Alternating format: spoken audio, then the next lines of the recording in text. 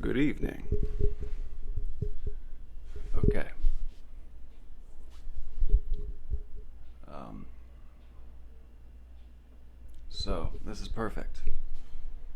See this behind me?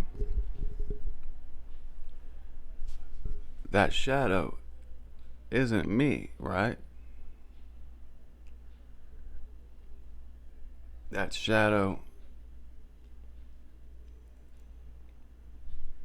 Mm, that shadow wouldn't exist without me, though. It's not me, but it needs me. Okay? That's very similar to the distinction between God and and what's known as Satan, and even God is not an appropriate title. God is a uh, shorthand for a longer name that starts with God. I don't even want to try to say it. I can't pronounce it, but uh, um, and it's actually even a disrespectful thing because it's a shortened name that used to be a name for the devil. So every time we say God, we're basically uh, calling God his shadow. Okay, so that same thing. God is love. Oh shit! I should talk in the microphone. God is love. Okay, but love. What would love mean if hate and envy and evil wasn't there? What would love even be? So there is nothing outside of God. And whenever I say that, I assume people are thinking, well, of course there's something outside of God. There's demons, there's Satan, right? But it's not outside of God. It's no more outside of God than my shadow is outside of me. So there is nothing outside of God.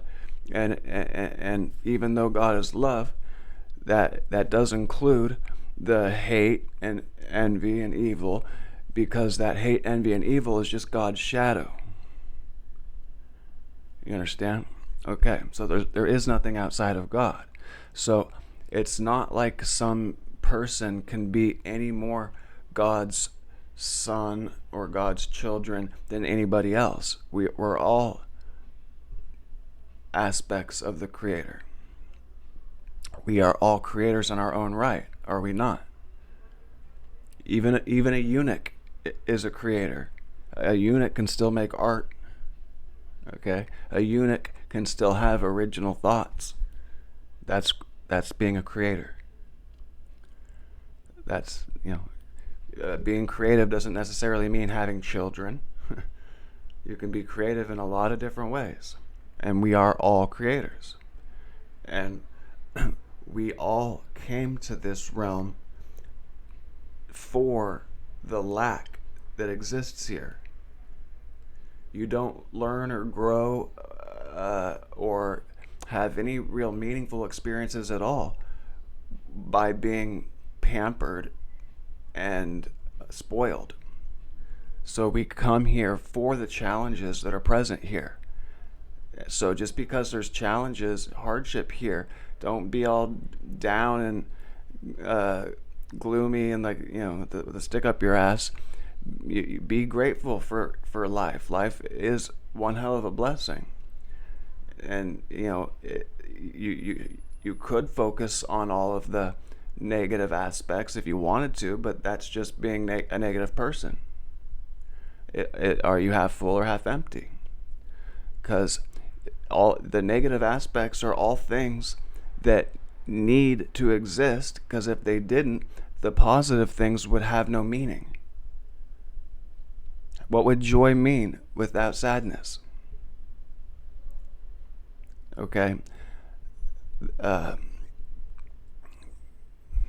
I was somebody gave me a new necklace today, and I like it a lot. Thank you. um, I think it's kind of ironic that I wear this. So I do, but I used to think that it was ridiculous that people chose this as the thing.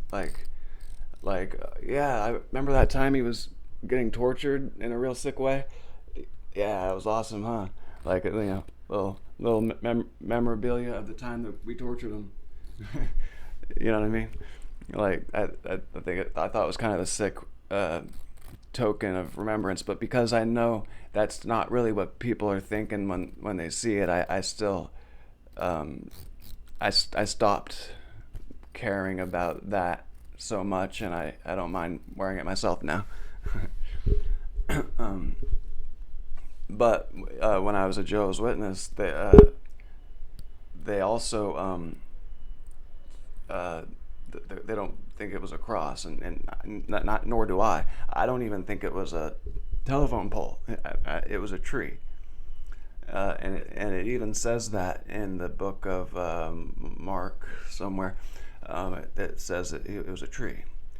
Um, um, um, um, and yeah, and so Jesus has a tree in his narrative. Buddha has a tree in his narrative, and there's also a river. There's also a river in Buddha's narrative, but there's also a river in Jesus' narrative. That's where he got baptized, and John the Baptizer and everything. And then there's a river in Zoroaster's narrative, and also it was the spring purification ritual. So basically, it was Passover.